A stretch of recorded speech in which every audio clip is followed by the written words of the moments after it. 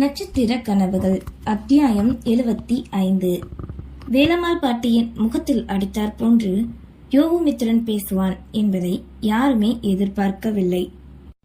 பேராண்டி, நான் ஏதோ கூற வர. சும்மா நிறுத்துங்க. பேராண்டி பேராண்டி வார்த்தைக்கு வார்த்தை சொல்லாதீங்க. உங்க கூட சேர்ந்துகிட்டு தானே இவ்வளவு ஆடிக்கிட்டு இருக்கா. கூட்டுச்சதி பண்றீங்களோ? முறைப்போடு விடாது மலை போல் பொழிந்தான். என்னங்க, இப்படி பேசுறதை நிறுத்துங்க. என் மேல கோபம் இருந்தா என்கிட்ட மட்டும் காட்டுங்க. அவங்கள பேசுற உரிமை உங்களுக்கு இல்ல. எனக்கு இல்லனா அப்புறம் எதுக்கிட்ட இவங்க இந்த வீட்டுல இருக்காங்க? ஓ, இந்த வீட்டுல இருந்தா நீங்க சொல்றத மட்டும்தான் கேட்கணுமோ? நாங்க என்ன உங்களுக்கும் உங்க வீட்டாளுங்களுக்கும் அடிமையா? கோபத்தை பொம்பளைங்க கிட்ட காட்டுற நீங்க எல்லாம் ஒரு ஆம்பளையா? கேட்க மனைவியின் உதிரத்தில் இருந்து வந்த வார்த்தைகள் கேட்க முடியாது ஆத்திரத்தில் இருந்தவனோ மேலும் எரிய சட்டன என்னடி சொன்ன ஒன்ன என்றவனோ கையோங்கி கொண்டு வந்தான். அனைவரும் பதற நொடியில் வந்து தடுத்தார் நீலகண்டன். அடே! அதட்ட குழந்தையை இறுக பற்றி பயத்தில் வெளிமூடிய இளையராணி மெல்ல விழித்திருந்தால் மகனின் கரங்களை தடுத்து பற்றி கொண்டு தன் முன்னே இருந்த மாமனாரினை கண்டாள். கட்டின பொண்டாட்டியோ பொண்ணோ யாரா இருந்தாலும் பொம்பளைய கை நீட்டுறது தப்புடா. வார்த்தையா மட்டும்தான் இருக்கணும். இப்படி நீ கை நீட்டுறது என்ன பழக்கம்? யார் சொல்லி கொடுத்தா இத உனக்கு? மிரட்டி நீலகண்டன் கத்த தன் கரங்களை உதறி தன்னை ஆசுவாசப்படுத்தினான். கோபத்தில் முட்டாள்தனமாக கையோங்க நினைத்தது தவறுதான் என்பதை நொடியில் புரிந்து கொண்டான். பெரியவங்க கிட்ட என்ன பேச்சு பேசுற? இவங்க எந்த காரணத்துக்காக இந்த வீட்டுக்குள்ள வந்தாலும் யார் மேல பாசத்தை கொட்டினாலும் தன்மையா பேசுறதுதான் மரியாதை. எதிர்த்து பேசுறது தப்புடா என்க. பேரா, இல்லப்பா இல்ல, இவ சொல்றது சரிதான். இந்த வீட்டு குடும்ப பிரச்சனையில தலையிடக்கூடாதுதான். ஆனா இந்த பாலா போன மனசு பேத்திய நினைச்சு குறுக்க வந்துருச்சுப்பா. நான் இனி இந்த வீட்டை உப்பு தின்னாலுமேவும் அந்த வீட்டு உப்பு தின்னாலுமேவும் இந்த வீட்டுக்கு நான் துரோகம் பண்ணணும்னு நினைச்சது இல்லப்பா. ரெண்டு குடும்பத்தையும் ஒன்னா சேர்த்து வைக்கணும் தான் நினைச்சிருக்கேன். அப்பவே போயிருக்கணும். இத்தனை நாள் இருந்தது ஏன் தப்புதான். நான் கிளம்புறேன்ப்பா கூறியவரோ செல்ல பார்க்க, பாட்டி அவர் ஏதோ கோபத்துல சொல்லிட்டாரு. வேண்டாம் பாட்டி, போகாத பாட்டி, நீ போகாத. தடுத்து கொண்டு இளையராணியும் பிடித்து நின்றாள். வேண்டாண்டா கண்ணு, நீங்க எல்லாரும் நல்லபடியா இருந்தா போதும், நான் கிளம்புறேன். இங்க அவளோ மாமனார் மாமியார் இருவரையும் தவிப்போடு கண்களில் கண்ணீரோடு கண்டாள். அம்மா, ஒரு நிமிஷம் நில்லுங்க. என் மக பேசுனதுக்கு மன்னிச்சிருங்க. உங்க பேரன், அதாவது அவன் பண்ணுன என்று பஞ்சாயத்தில் நடந்த அனைத்தையும் கூறி இதற்கு முன்னும் இளந்திரையன் அறியாது இவர்களுக்கு இடைஞ்சலாய் வந்தது அனைத்தையுமே கூறினார். மருமகளே, உனக்கு மட்டும்தானமா இந்த விஷயம் தெரியும்? அப்போதுதான் கணவன் தன்னிடம் வந்து கேட்டதற்கான காரணம் புரிய, ஆமாமாமா, ஆனா நான் ஏன் அண்ணன் கிட்ட இத சொல்லல. இது என் பிள்ளை மேல சத்தியம். எனக்கு அந்த குடும்பம் எப்படி முக்கியமோ அதே மாதிரிதான் நம்ம குடும்பம் முக்கியமாமா. இவர் வாங்கணும்னு நினைச்சா நான் ஏன் அதை தடுக்கிற மாதிரி பண்ணுவேனா சொல்லுங்க என தன்னை புரிய வைக்கும் நினைப்பில் இளையராணி கூற, அதனை கேட்ட யோகமித்ரனுக்கோ நெஞ்சமே குற்ற உணர்வில் தவைத்தது. அந்த குடும்பம் நம்ம குடும்பம் என்ற வார்த்தை நீலகண்டனையும் சரி, ஓரமாக நின்ற வள்ளியம்மாளையும் சரி அசரத்தான் வைத்தது. நீலகண்டனோ மகனை அவசரப்பட்டு விட்டுட்டேயே என்ற எண்ணத்தில் காண, ஏன் பேர இல்ல தெரிஞ்சோ தெரியாமையோ தப்பு பண்ணியிருந்தா மன்னிச்சிருங்க. நான் அவன்கிட்ட சொல்லி புரிய வைக்கிறேன். இனி குறுக்க எந்த தொழிலையும் வரமாட்டான்ப்பா என கூறிய வேலம்மாள் பாட்டி அங்கிருந்து சென்று விட்டார். இளையராணியோ கண்ணீரோடு நிற்க, அவங்க போகணும்னு முடிவெடுத்துட்டாங்க, போகட்டும். நீ யாரோ மாதிரி முகத்துல அடிச்சு பேசினது அவங்க மனசை கஷ்டப்படுத்திருச்சு. போய் ஒழுங்க மன்னிப்பு கேளுடா.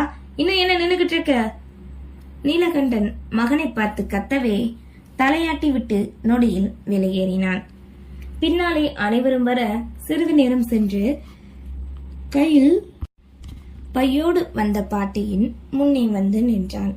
பாட்டி, என்னை மன்னிச்சிடுங்க, நான் கோபத்துல அப்படி சொல்லிட்டேன்.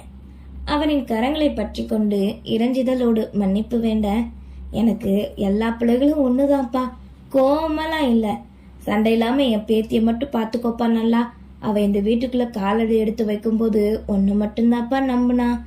அந்த நம்பிக்கைய என்னைக்கு காப்பாத்துனா போதும்தா. புகுந்த வீட்டுக்கு துரோகம் பண்ண நினைக்கிற அளவுக்கு நாங்க அவளை வளர்க்கல. பாத்துக்கோங்க, சந்தோஷமா இருங்க, போயிட்டு வரேன் கூறிய பாட்டி பேத்தியையும் ஒரு பார்வை பார்த்துவிட்டு வெளியேற, போய் அவங்கள விட்டுட்டு வா. தந்தையின் அதட்டல் குரலில் அவனுமே வெளியேறினான். இப்போது ஹாலில் மாமனார் மாமியார் இருக்க, அவர்களை கண்டவளுக்கோ பாட்டி இத்தனை நாட்கள் சொல்லி வைத்த வார்த்தைகள் எல்லாம் நினைவுக்கு வர தைரியமும் பிறந்தது.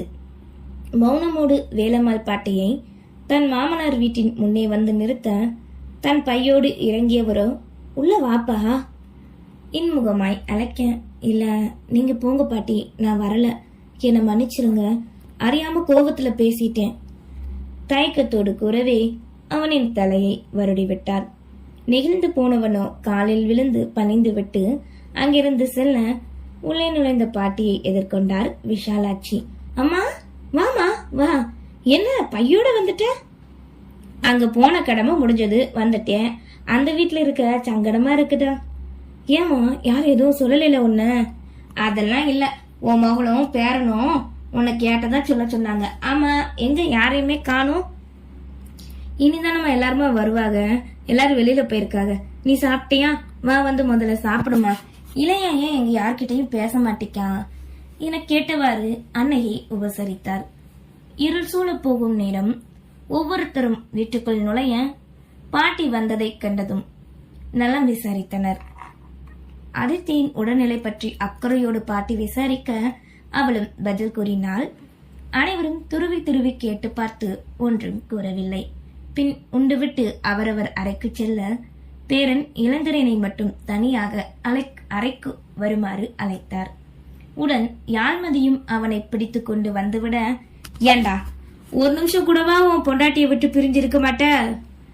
உரிமையோடு கேட்க, இவதான் பாட்டி ஒட்டுண்ணி மாதிரியே ஒட்டிக்கிட்டு சுத்துறா என்கிட்ட என கூறி மனைவியின் பரிசினையும் வாங்கி கொண்டான். பாட்டி, நான் உங்ககிட்ட பேசணும், அதுக்குத்தான் வந்தேன். இவன் நீங்க பேசணும்னு சொன்னதால வந்தான் என்றபடி அருகில் வந்து அவள் அமர, சொல்லுங்க பாட்டி, எதுக்கு கூப்பிட்டீங்க? என்னடா பண்ணி வச்சிருக்க நீ? எதுக்கு இளையா புகுந்த வீட்டாளுக கூட பிரச்சனை பண்ணிக்கிட்டு இருக்க? நினைச்சேன் நீங்க திடீர்னு வந்ததுக்கு காரணம் காலையில அந்த பஞ்சாயத்துல நடந்ததுதான்னு. சொல்லுங்க பாட்டி, அந்த வீட்டாளுங்க உங்களை ஏதாவது சொன்னாங்களா? கோபத்தோடு கேட்க, அந்த வீட்டினை விட இந்த வீட்டில் தனக்கு உரிமையும் மரியாதையும் இருக்கிறது என்ற எண்ணத்தில் பேச ஆரம்பித்தார். ஆமாடா, ஆனா என்ன இல்ல உன் தங்கச்சிய, எதுக்குடா உனக்கு இந்த வேண்டாத வேலை? நமக்கு இல்லாத சொத்தா பத்தா, அதை விட்டுட்டு அவங்க வாங்க நினைக்கிறத நீ ஏன்டா வாங்க பாக்க? பாட்டி, பஞ்சாயத்துல போனது பிறகுதான் அவங்க வாங்க நினைக்கிறதே எனக்கு தெரிஞ்சது. சரி, அப்ப அப்படியே விட வேண்டியதானே? எனக்கு அந்த இடத்து மேல ஆசை இருந்தது, மாமாவுக்கு வாங்க நினைச்சேன். தேவையில்லாம அவன் தான் குறுக்க வந்தான். என்ன நடக்குது இங்க?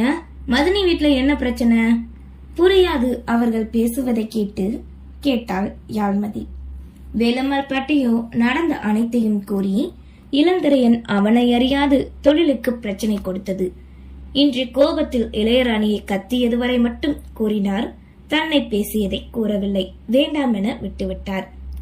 ஐயோ பாட்டி, நான் அவனுக்கு முட்டுக்கட்டையே இருக்குன்னு நினைச்சதே இல்ல. நல்ல வருமானம் எப்படி வரும் அதை மட்டும்தான் நான் எதிர்பார்த்தனே தவிர இப்படி வந்து முடியும் நான் எங்க நினைச்சேன் என தன் பக்க விவாதத்தை இளந்திரையன் கூற, என்ன மாமா இப்படி பண்ணி வச்சிருக்க? நானே எப்படா இந்த குடும்பத்தை சேர்த்து வைக்கலாம்னு நினைச்சுக்கிட்டு முயற்சி பண்ணிக்கிட்டு இருக்கேன். நீ இப்படி 7.5 இழுத்துட்டு வந்திருக்க. அப்படியே அந்த இடம் ரொம்ப முக்கியம் பாரு. என் அப்பா ஏதோ சும்மா வார்த்தையால சொன்னா அதை பிடிச்சிட்டு தொங்கிட்டு இருந்திருக்க நீ. ஐயோ ஐயோ, முதல்ல நீ அந்த அண்ணனுக்கு போன் போட்டு பேசி புரிய வை என்று தன்னவனை கோபத்தோடு கத்தினாள் யாழ்மதி. பாட்டியும் அந்த நொடி அதையே கூற, சரி என அறையை விட்டு வெளியேறி மாடிக்கு சென்றான். சிறிது நேரம் அங்கும் இங்கும் நடந்தவன் நிலவரம் பற்றி பேசிவிட்டு வெளியேறினான். இங்கே தங்களின் அறைக்கு வந்த இளந்திரையனும் கைபேசியில் யோகமித்திரனை அழைக்க, சில நொடி அழைப்பு சென்ற பின்னே எடுத்தான். யோகமித்திரனின் மனம் முழுவதும் இளையராணி மட்டுமே நிறைந்திருந்தாள். என்ன கோபம் என்றாலும் தன்னோடு உயிராய் உடலாய் வாழ்ந்தவளை சந்தேகித்தது தவறு. அதைவிட அவளிடம் பேசியது மிக பெரிய தவறு. எப்படி சரி கட்டுவது என தெரியாது வீட்டுக்கு கூட செல்லாமல் தோப்பு வீட்டிலே அமர்ந்திருந்தான்.